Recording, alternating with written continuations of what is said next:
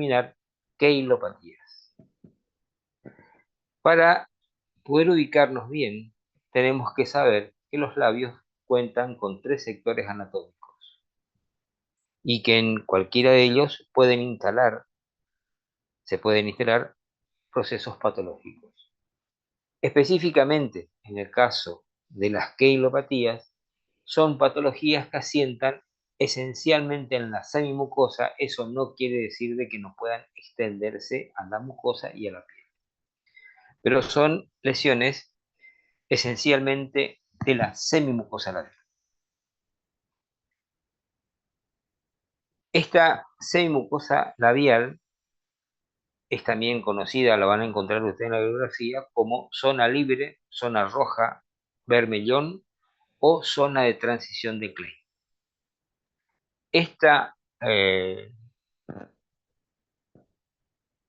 Este sector topográfico de la semimucosa del labio y la etiología de la palabra proviene del griego que keilo quiere decir labio, eitis, inflamación. ¿Cómo clasificamos a las queilopatías o patologías de los labios? Las diferentes enfermedades pueden tener manifestaciones en boca o pueden ser de asiento exclusivamente en boca. Cuando digo boca, entiéndase que es sistema estomatognático. Y las enfermedades pueden ser esencialmente del órgano bucal o pueden ser enfermedades que repercutan en la cavidad bucal y en otros sistemas y órganos. Entonces, las que son exclusivas de los labios, vamos a denominarlas queilopatías primarias, y las que son manifestaciones de una enfermedad de orden general serán las queilopatías de orden secundario. ¿Por qué es necesario hacer esta manifestación? Porque en el caso de las secundarias, que manifiestan alteraciones a nivel del labio, entre otras alteraciones, puede ser motivo de una consulta interdisciplinaria. Es decir, puede ser que un médico consulte con ustedes, odontólogos, para ver si esa afección guarda o no relación con la afección de orden general. En cambio, las primarias son de manejo exclusivo de la profesión de odontología, porque son propias de la boca y no guardan relación con otras alteraciones de orden general. Bien, pueden haber condicionantes de orden general, pero no es la condición necesaria, porque éstas se manifiestan esencialmente en cavidad bucal, a diferencia de las secundarias, donde es una manifestación, como su nombre lo indica, secundaria, de una enfermedad más importante de orden general. Y así tenemos que dentro de las clasificaciones, estas queilopatías pueden ser glandulares y no glandulares. ¿A qué se refiere glandular? Glandular significa que pueden afectar las glándulas salivales accesorias que están en los labios. Y estas, a su vez, de acuerdo a la ubicación en el estroma del labio, pueden ser superficiales o profundas. Dentro de las superficiales existen dos. Una que es simple, donde existe nada más que un proceso inflamatorio de la glándula salival accesoria, y una supurada, donde además de ese proceso inflamatorio se agrega una colección piógena. Es decir, hay una producción de pus como consecuencia de la sumativa de gérmenes productores de pus. Y las profundas, también conocida como apostematosa, es una variante glandular donde la afectación de los labios es mucho más importante. Ya lo vamos a ver en detalle. Esto es simplemente una mención de la clasificación. Y las no glandulares pueden ser agudas y subagudas, de acuerdo al tiempo de evolución, o también crónicas. Dentro de las crónicas tenemos las angulares y las no angulares. Las angulares son aquellas que asientan esencialmente en la comisura y las no angulares crónicas son las que toman la superficie labial. Puede también sumarse las comisuras, pero son esencialmente sobre la zona roja de Klein. Dentro de la primera, queilitis glandular simple, también conocida como de Puente y Acevedo, porque fue quien la describió allá por el año 1927, habla de que el grupo etario preferentemente se da del 20 a 40 años en españoles. Las manifestaciones clínicas se van a dar en glándulas mucosas aberrantes. Es indoloro y el paciente va a tener una tumefacción del labio con una sensación de tumefacción, por supuesto, y labio pegajoso. Ahora bien, fíjense ustedes que dicen en glándulas mucosas aberrantes. ¿Qué entendemos por glándulas mucosas aberrantes? Son aquellas glándulas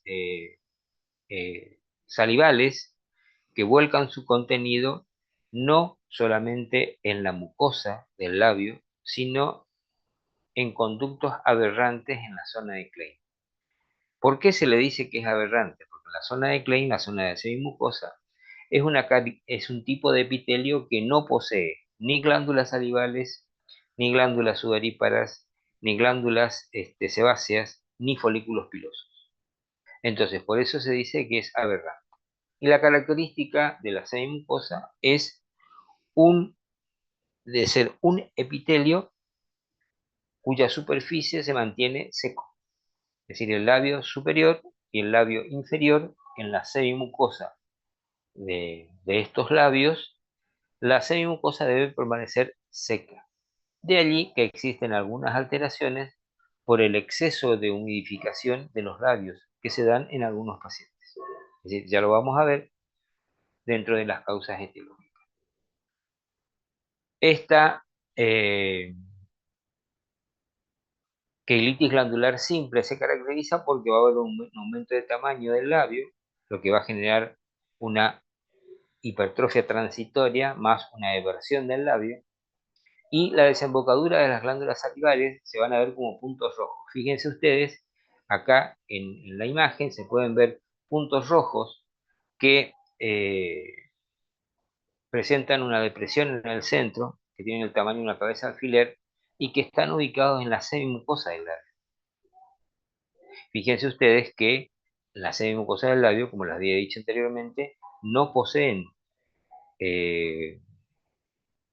ningún tipo de glándulas sebáceas, ni sudoríparas, ni salivales, ni folículos pilosos. Esa es la característica de la semimucosa labial. Por lo tanto, al encontrarse la desembocadura aberrante de las glándulas salivales accesorias, más la acción de un agente irritante externo, se produce en ellas, se produce un proceso un proceso inflamatorio, lo que lleva a la conformación de este tipo de alteraciones que se ven como puntos rojos, deprimidos, del tamaño de la cabeza de un alfiler, que van a estar ubicados en la franja central del labio, que van a tener un halo blanquecino, loco placiforme, y no superan la cantidad de 20. Ahora bien, si ustedes el labio en esas condiciones lo secan y esperan, van a observar que se van a formar pequeñas gotas de rocío, como pequeñas gotitas en los conductos de desembocadura, en los orificios de desembocadura de las glándulas salivales accesorias que están afectadas. Esa salida de saliva en los conductos, a través de los conductos hacia la superficie, se va a conocer con el nombre de signo de la gota de rocío. Cuando esa secreción se deshidrata, va a formar costras en las superficies. Y van a ver que ustedes, al la maniobra de palpación, van a encontrar sensación de perdigones en sensación de perdigones en el interior del labio. que son las glándulas salivales que están hipertrofiadas. Además, a nivel de la mucosa del labio, van a observar arrugas y pliegues y, por supuesto, la descamación que se produce como consecuencia de el desprendimiento de las costras que se forman como secreción de las glándulas salivales, es decir, como la desecación de la secreción de las glándulas salivales lleva a la formación de costras. Bien, la etiopatogenia, es decir, esencialmente se refiere a un estado de sepsis bucal muy importante, que va a ser la noxa, que va a desencadenar el proceso inflamatorio inespecífico de los labios. En este caso va a afectar a las glándulas salivales accesorias, estas se van a edematizar y va a generar todo el cuadro. ¿Cómo lo van a ustedes observar clínicamente y en base a esto van a realizar el diagnóstico?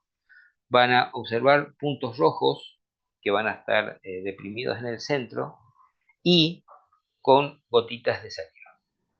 El tratamiento esencialmente es la eliminación del factor causante, porque de nada sirve que demos medicaciones si no eliminamos el factor desencadenante.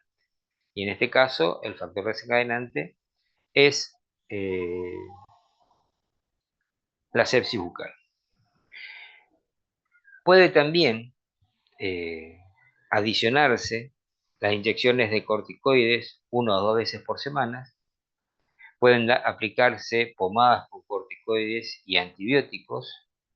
De persistir la situación, se puede realizar una toma biópsica para un estudio histopatológico.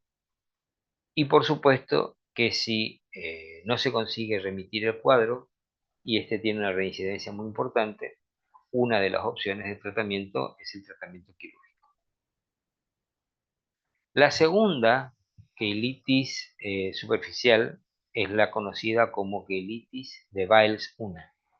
Y esta ya es una queilitis glandular donde se afectan las glándulas más la instalación de un proceso piógeno en su interior. Y las manifestaciones clínicas, que en estos casos ya van a ser gotas de pus que van a presentarse en la superficie. La mucosa se va a presentar, es decir, la mucosa se va a presentar erosionada, sangrante, fisurada. Va a existir dolor por el hecho de la presencia de gérmenes infectantes piógenos. Va a dejar cicatriz en la medida en que se produzca una afectación del corion, porque para que se produzca una cicatriz, indefectiblemente tiene que superar la barrera epitelial. El diagnóstico lo vamos a hacer por todos los cuadros sintomáticos, más la presencia de pequeñas gotitas de pus que van a salir a través de los conductos. Y el tratamiento van a ser corticoides y antibióticos. En el caso de la queilitis glandular profunda, esta fue descrita por Bollmann y también se llama queilitis apostematosa. Y esta se caracteriza por presentarse esencialmente en el sexo masculino, en el grupo etario de 50 a 60 años de edad y de preferencia en el labio inferior. Vale aclarar que la mayoría de las queilitis asientan en el labio inferior por dos razones. Una, porque es el labio de mayor volumen en cuanto a superficie expuesta al medio. Y segundo, porque es el labio sobre la cual los agentes actúan directamente. Es decir, son dos los factores entonces. Uno por el volumen y la otra porque son las que están más expuestas las estructuras. Estas sí se pueden asociar, podemos pensar en un paciente y examinar si no tiene una enfermedad periodontal, lengua subdural y faringitis, lo que habla de una presencia de gérmenes muy importantes o muy elevados en esos pacientes. Aquellos pacientes que tienen enfermedad periodontal o tienen la lengua subdural o tienen faringitis, poseen una carga bacteriana mayor que aquel que no presenta esas características. Y otra cosa importante en el caso de la queilitis glandular profunda, apostematosa o supurada de Bollmann, es que es una lesión que está asociada al cáncer. Entonces es muy importante poder determinar. ¿Cómo se manifiesta clínicamente? Básicamente va a haber una macroqueilia, que significa un aumento de tamaño del labio, y la consecuente eversión labial. El labio va a estar tenso, tumefacto, va a ser dolorosa la palpación y, es decir, va a haber dolor provocado y dolor espontáneo. ¿Cuál es la característica de la patología en este caso? Van a haber colecciones supuradas en glándulas salivales, pero al mismo tiempo se van a formar abscesos en el estroma del labio.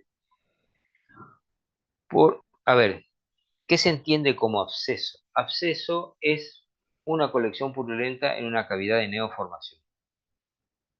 Quiere decir que se forma una cavidad donde antes no existía nada, donde antes estaba el estroma del labio normal, en esos lugares se forma una cavidad que colecciona pus. Eso es un absceso. A diferencia de, de otros tipos de colecciones purulentas que son difusas, los abscesos son circunscriptos y son muy dolorosos. Entonces, estas colecciones supuradas que van a estar afectando las glándulas salivales accesorias van a hacer su volcamiento al exterior a través del conducto de la glándula salival afectada. Pero en el caso de los abscesos, no tienen un conducto y ese conducto se labra a través de los tejidos y ese conducto labrado en el interior de los tejidos se llama fístula.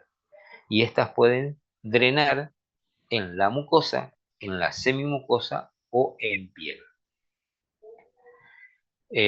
Como consecuencia de la secreción a nivel de la zona del vermillón y también en la porción cutánea, se van a formar escamos costras que van a ser muy adheridas, van a estar muy adheridas y van a ser sangrantes y van a ser dolorosas al tratar de desprenderlas. Y consecuentemente el paciente va a tener alteraciones en sus funciones, es decir, va a presentar alteración o dificultad para comer y para hablar. El diagnóstico de este tipo de patología lo vamos a hacer en función de la macroqueilia que presenta, más la supuración a través de los conductos y las fístulas, más el dolor que el paciente recibe. El tratamiento va a ser una radioterapia antiinflamatoria, como opción antibióticos antiinflamatorios, y si con esta terapéutica aplicada no se resuelve, se debe optar por el tratamiento quirúrgico, y el tratamiento quirúrgico, que ya dije esta es la segunda vez que menciono quirúrgico como tratamiento, implica la eliminación de la semimucosa. Es decir, en esos casos, ese procedimiento quirúrgico se llama vermellectomía. Las quelitis no glandulares, es decir, son procesos inflamatorios que no afectan las glándulas salivales, por eso se llaman quelitis no glandulares, y estas, de acuerdo al tiempo de evolución, pueden ser agudas o subagudas y crónicas.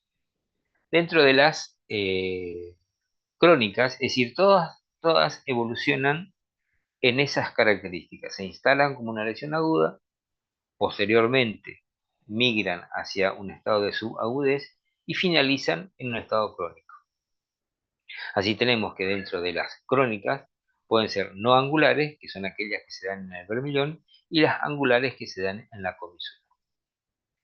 Fíjense ustedes que dentro de las quelitis agudas y subagudas, que esto van a ser el resultante de la acción de una noxa externa, un irritante externo, que va a producir la activación del proceso alérgico y del complejo antígeno-anticuerpo, lo que va a producir el cuadro inflamatorio propio de estas lesiones.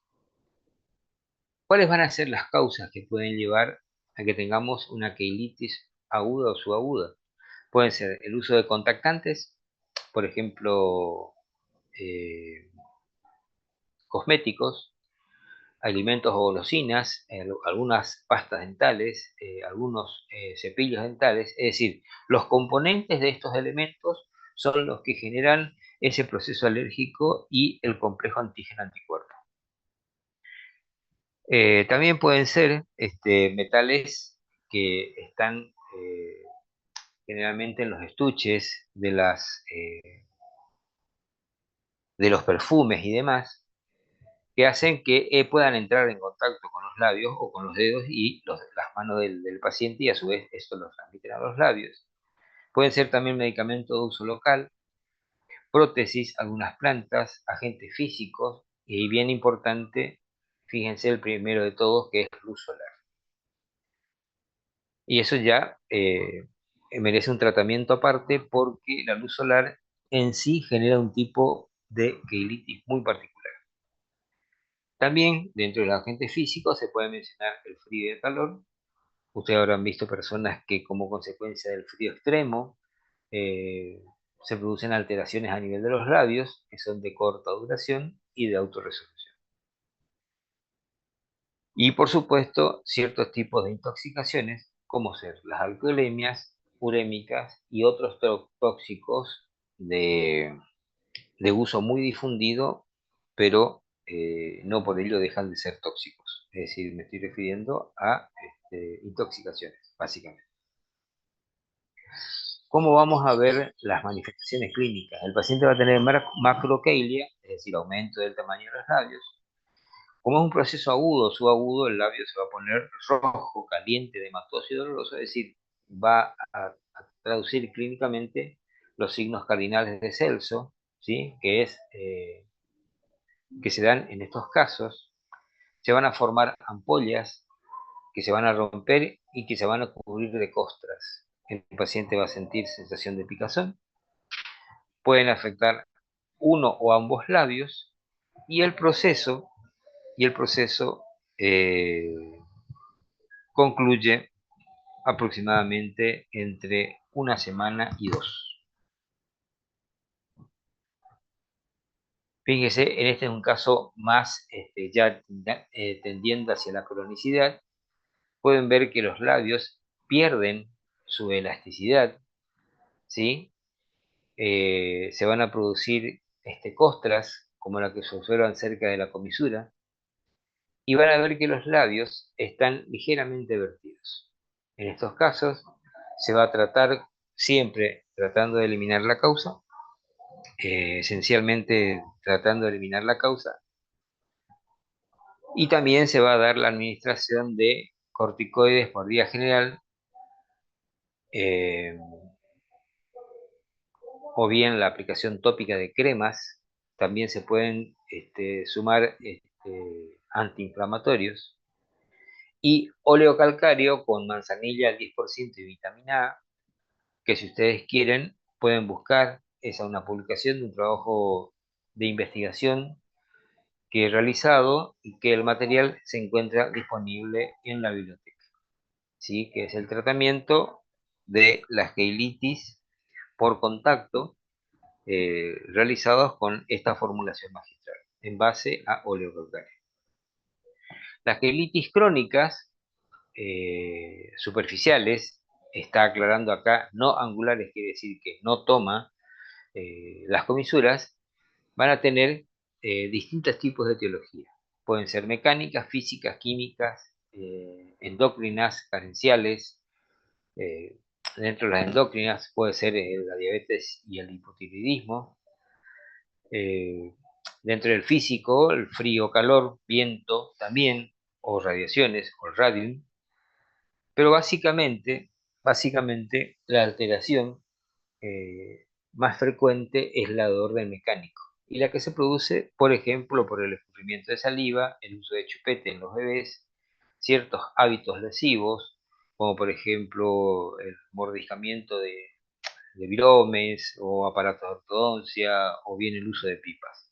Es decir, es multifactorial este tipo de queilitis. Y por último tenemos la queilitis, perdón, tenemos la queilitis crónica no angulares. Y dentro de estas vienen todas estas que son muy importantes porque todas pueden tener una evolución maligna. Es decir, tienen una alta potencialidad de transformación maligna. Entre todas ellas tenemos tres. Una que es de origen físico, que es una queilitis descamativa foliativa crónica, y cuyo nombre específico es queilitis exfoliativa actínica o queilitis actínica. Luego existen otras dos, con una incidencia un poco menor, que es la queilitis fisurada crónica y la queilitis erosiva o abrasiva. En el caso de la queilitis descamativa foliativa crónica, se da incidencia en cualquier edad y sexo y tiene ubicación preferencia en el labio inferior de acuerdo a las características que le había mencionado. Se caracteriza porque en la superficie del labio se van a instalar, se van a formar láminas que al tratar de desprenderlas se pueden romper, el labio va a estar rojo, vertido y edematoso y húmedo por la salivación que el paciente habitualmente le suma. La sintomatología va a producir dolor producido cuando se asocia a grietas y a fisuras, y además, si no existieran las grietas y fisuras, también se da una sensación de ardor o quemazón que aumenta, por supuesto, con las actividades fisiológicas. Dentro de las crónicas, yo les había dicho que la más importante es la actínica solar, porque esta es la queilitis tipo dentro de las queilitis exfoliativas, que son varias. Y en esta se van a producir queratosis circunscriptas, conocidas como queratosis solares, que van a acompañar a otras manifestaciones de orden general que van a ser manchas, seborreicas y seniles en piel. Y esto se da porque inciden preferentemente en varones de edad avanzada, de piel blanca, ojos claros, descendientes de italianos del norte, irlandeses, sajones, pero que están expuestos de forma crónica a la acción del sol. Es decir, es el sol el productor de este tipo de lesiones. De ahí el nombre de la queratosis solar que se produce. Y la manifestación clínica va a ser que va a tomar toda la mucosa del lado inferior y va a respetar las comisuras. Aquí ustedes pueden ver un caso de una queilitis actínica, donde esta queilitis actínica tiene, como le había dicho, una transformación maligna, y se va a tratar de una lesión que en un 35% puede tener transformación maligna y al mismo tiempo ser asiento de un tumor específico que se conoce con el nombre de espino celular. El tratamiento van a ser corticoides o infiltraciones de corticoides, se pueden hacer radioterapias, se aplica una sustancia en forma tópica, que es el fluorancilo, y en estos casos, cuando el proceso no remite, se opta por realizar la vermellectomía, que es la eliminación quirúrgica de todo el vermelho. La segunda es la queilitis fisurada crónica, y esta se caracteriza porque se dan en individuos jóvenes y básicamente se presenta como una fisura central o bien varias fisuras pequeñas dolorosas asociadas a una hipertrofia labial. Esta también está considerada como con potencial de malignización, y la característica es que se da en sujetos jóvenes. Fíjense ustedes en la imagen, es un paciente masculino joven y básicamente la lesión se produce por una tracción mecánica.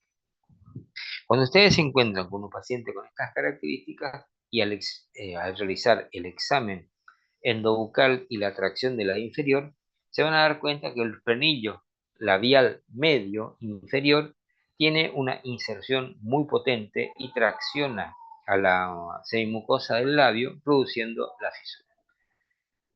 Eh, el tratamiento, en todos los casos, es la eliminación de la causa. Si eso no se puede hacer, se administra hidroxicobalamina, también vasodilatadores para tratar de restituir el sector, porque fíjense ustedes, si tienen una zona de tracción, en esa zona de tracción va a haber menos vascularización y por lo tanto se va a instalar una fisura.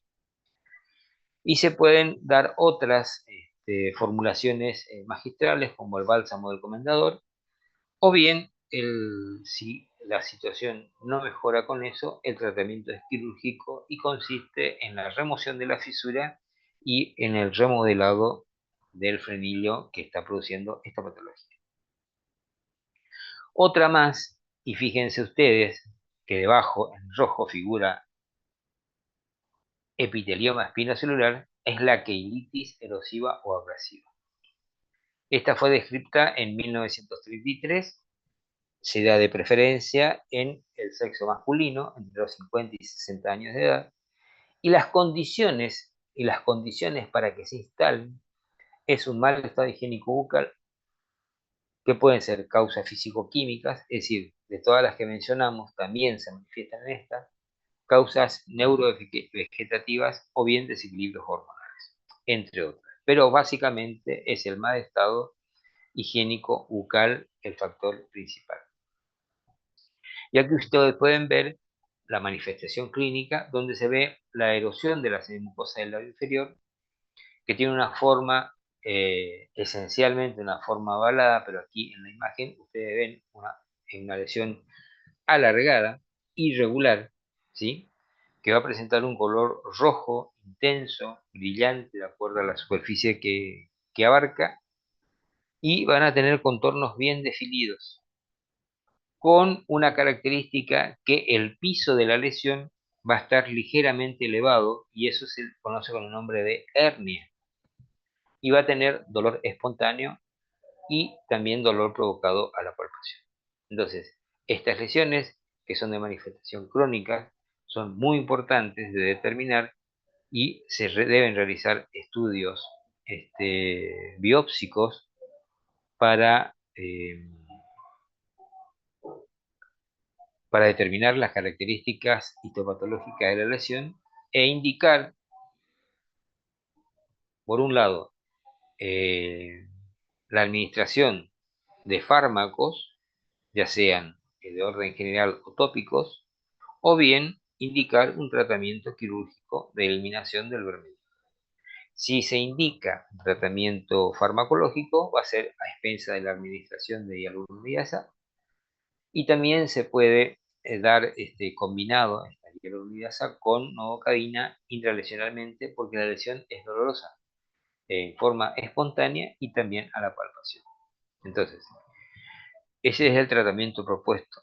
Si farmacológico, si con esto no remite, indefectiblemente se debe ir a la eliminación del sector afectado, es decir, de la vermellectomía.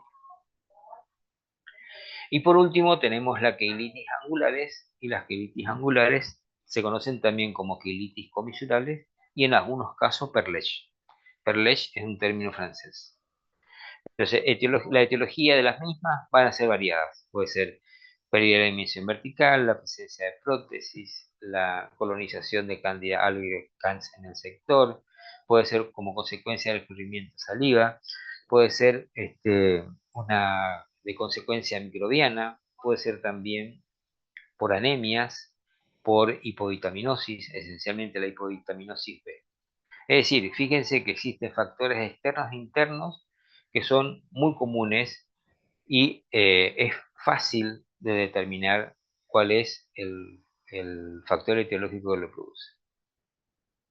Ahora bien, como los factores que las producen pueden ser exógenos o pueden ser endógenos, por ejemplo, una hipovitaminosis B es una causa endógena, una quilia gástrica es una causa endógena, escurrimiento de saliva es una causa exógena. Entonces, si tenemos que en el listado existen causas de orden interno y de orden externo, por lo tanto, las queilitis comisurales van a ser de dos tipos: de origen exógeno, y la de origen endógeno. Las de origen exógeno se van a presentar clínicamente con una única fisura que se va a encontrar, que va a ser una fisura o grieta que va a estar macerada y profunda. ¿Cuándo se produce la maceración de un tejido?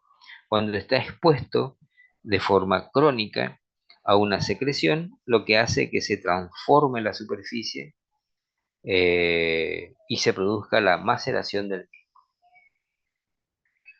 Las de origen endógeno, estas se van a presentar ya con grietas múltiples, transversales, y va a haber mínima inflamación.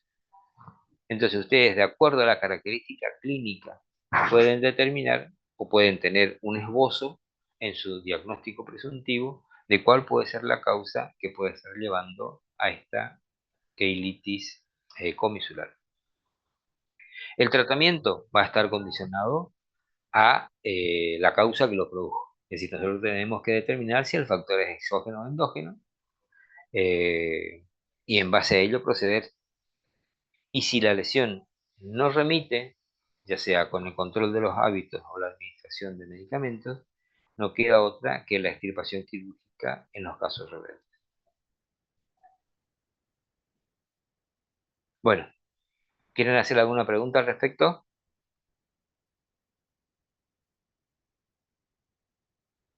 Hola,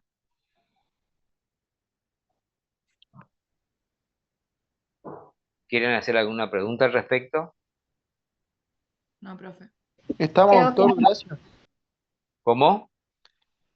Que se entendió todo, gracias. Ah, bueno, perfecto. Bueno, escuchen, voy a, le voy a dar lugar a la doctora Ortiz para que ella exponga el tema que va a entrar en este parcial, que es la cuarta unidad temática del parcial. ¿Sí? Así que va a proceder a compartir su pantalla y yo me mantengo acá en el aula por cualquier cuestión que ustedes precisen.